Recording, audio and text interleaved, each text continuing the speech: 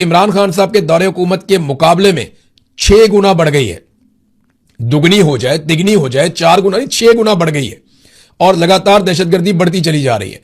पाकिस्तान दहशतगर्दी से मुतासरा ममालिक की फहरिस्त में दुनिया में सबसे आगे जा रहा है। पाकिस्तान के जो हालात हैं दहशतगर्दी के मामले में, शाम से, इराक से, मिस्र से, लबनान से, यमन से, इसराइल से, ईरान से, इन और अफगानिस्तान से, इन सारे ममालिक से ज्यादा खराब हमारे हालात हैं दहशतगर्दी के मामलात में। अफगानिस्तान का 9वां नंबर है और पाकिस्तान टॉप पे खड़ा हुआ है जनाब सामने। और ये इंटरनेशनल रिपोर्ट है जो ये बता रही है। और आसिम मुनीर साहब की जो प्राइमरी ड्यूटी थी वो यही थी।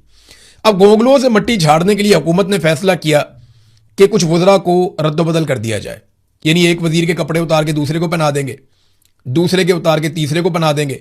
मे भी मोहसिन नकवी का दिल कर रहा हो वजीर खारजा बनने का, तो उसका यूनिफॉर्म बना दिया जाएगा किसी और को और वजीर दाखिला कोई और बन जाएगा और वजीर खारजा के कपड़े उतार के मोहसिन नकवी को पहना दिए जाएंगे। बहुत मुमकिन है, बहुत मुमकिन है। ये खेल ऐसे ही खेलते हैं, रद्दोबदल कर रहे हैं, कुछ नए चेहरों को कहते हैं जी शामिल किया जाएगा और वजीर आजम ने को मुशावरत मुकम्मल कर ली। ये सब धोखा है, सब धोखा है।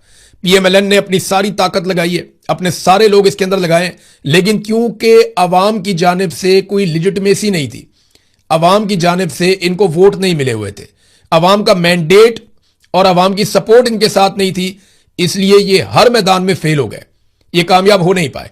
और आसिम मुनीर साहब और उनकी पूरी टीम मुकम्मल तौर पे फेल हो चुकी है। अब देखना यह है कि ये सरेंडर कब करते हैं, क्योंकि इन्हें आइडिया हो गया अगर हालात यही चले ना तो एक दिन ऐसा आएगा कि ये तनख्वाह देने के भी काबिल नहीं रहेंगे। 20-20 अरब रुपए से ज्यादा एक एक दिन में पाकिस्तान ने कर्जा लिया है। इतना कर्जा पाकिस्तान ने तारीख में कभी नहीं लिया जितना कर्जा इन 4 सालों में आसिम मुनीर साहब के दौर में पाकिस्तान ने ले लिया। पाकिस्तान के तमाम आर्मी चीफ मिलकर इतना कर्जा नहीं ले सके जितना कर्जा अकेले आसिम मुनीर साहब ने ले लिया है। और उसका नतीजा क्या निकला कि पाकिस्तान पे बोझ पड़ गया, पाकिस्तान को फायदा कोई नहीं हुआ। तो आसिम मुनीर साहब और उनकी सारी टीम मुकम्मल तौर पे नाकाम हो गई। और सोने पे सुहागा यह है कि जिस आदमी को तोड़ने के लिए पाकिस्तान को इस बर्बादी की इंतहा तक पहुंचाया गया, वो आदमी इमरान खान इनसे फिर भी नहीं टूटा। ये सोने पे सुहागा इनके लिए। ये इनके लिए जो है वो ज्यादा बड़ी मुसीबत यह है कि इतना सारा कुछ गवा दिया, मुल्क का बेड़ा गर्क कर दिया, इदारे की इज्जत दांव पे लगा दी एक आदमी को तोड़ने के चक्कर में, और वो आदमी इनसे अब तक नहीं टूटा। तो शर्मिंदगी और शिकस्त अपनी जगह पे है, मुल्क की तबाही अलग हो गई है। ये इन्होंने किया पाकिस्तान के साथ। और देखें, असल तब्दीली अगर आपने करनी है ना तो वो पाकिस्तान की मिलिट्री एस्टेब्लिशमेंट को सोचना पड़ेगा उस तब्दीली के लिए। वो तब्दीली सियासतदानों में करने से कोई फायदा नहीं है। वो तो एक इलेक्शन होगा, सियासतदानों की नई लौट आ जाएगी, अवाम के मैंडेट वाली हुकूमत आ जाएगी, एक इलेक्शन होगा, सारी चीजें ठीक हो जाएंगी। लेकिन मिलिट्री एस्टेब्लिशमेंट को यह सोचना है कि क्या इसी गंदे रस्ते पे उन्होंने चलना है या उन्होंने ऐसे नासूरों से जान छुड़वानी है जो इस गंदे रस्ते के ऊपर लीड कर रहे हैं, पूरे इदारे की बदनामी का बायस बन रहे हैं। अब हामिद खान साहब ने एक स्टेटमेंट दिया और एक स्टेटमेंट दिया है लतीफ खोसा साहब ने। मुझे दोनों का स्टेटमेंट सुन के हैरत हुई है, क्योंकि दोनों ने आसिम मुनीर साहब को बराह रास्त निशाना बनाया। जरा दोनों का स्टेटमेंट आप सुने, पहले हामिद खान साहब का सुने, फिर आप सुने लतीफ खोसा साहब का। और इससे मुझे एक तो अंदाजा हो रहा है कि नवश्ता दीवार पे क्या लिखा है वो तो मैं अब पढ़ पा रहा हूं। और ये बड़े समझदार, बड़े घाघ लोग हैं, इनको भी आइडिया हो गया है कि मुकम्मल फेलियर हो चुका है पाकिस्तान की मिलिट्री एस्टेब्लिशमेंट का मौजूदा रजीम के साथ मिलकर। अब इनके पास कोई ऐसा रास्ता नहीं है और कोई ऐसा बहाना भी नहीं है कि ये उठाकर किसी और के ऊपर डाल दें। तो पहले आप ये सुने कि हामिद खान साहब जो बड़े मोहतात आदमी है वो क्या कह रहे हैं। इंडिया ने नाजायज हमला किया था हमारे मुख्तलिफ शहरों पर और मुख्तलिफ खानों पर, हम उसके खिलाफ है, उसमें PTI का में कोई दो आरा नहीं है।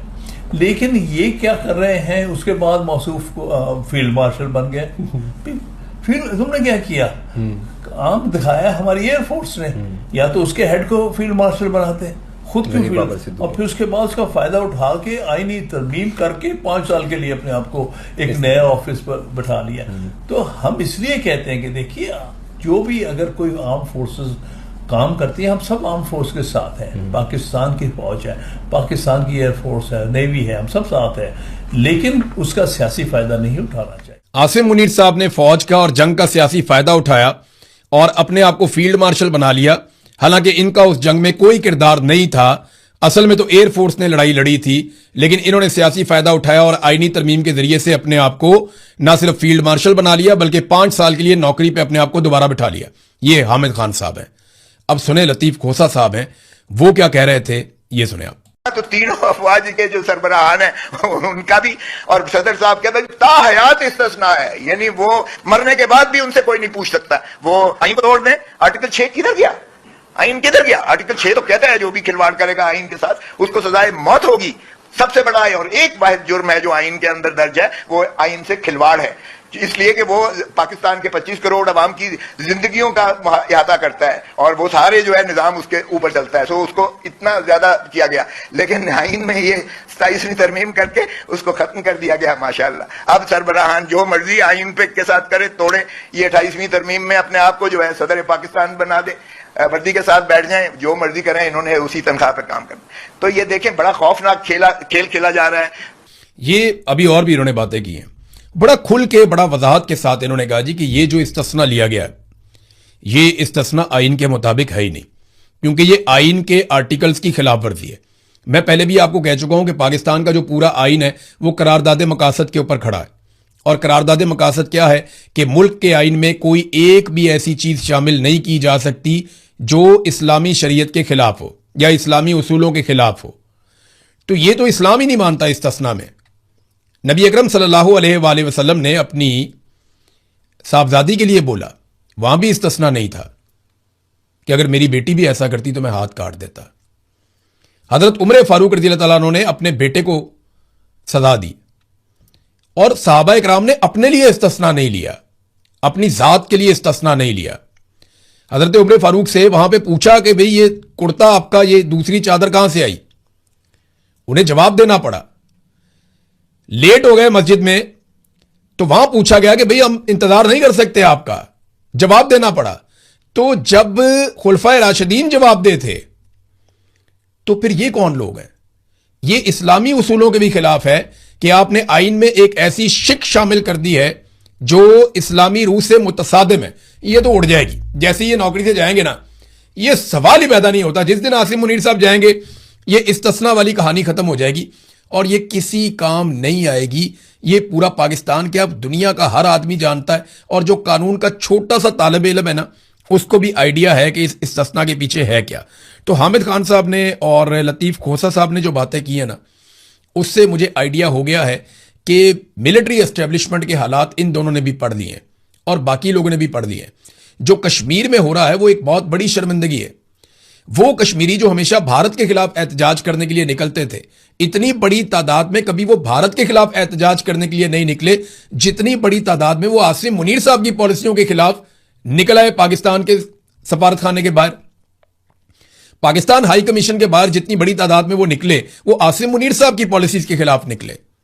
वो नरेंद्र मोदी की पॉलिसी के खिलाफ इतनी बड़ी तादाद में नहीं निकले जितने आसिम मुनीर साहब की पॉलिसी के खिलाफ निकले। ये सारी चीजें पाकिस्तान के इदारों को कैलकुलेट करनी पड़ेंगी कि सिर्फ एक आदमी की नौकरी, उसके इस्तिस्ना, उसकी जिद के लिए, उसके मफाद के लिए या उसको बचाने के लिए क्या पूरे पाकिस्तान के इदारों की कुर्बानी दी जा सकती है? सवाल है, इसका जवाब अपने गिरबान में देखकर खुद ही पूछ लेना चाहिए, अपने आप से पूछ लेना चाहिए।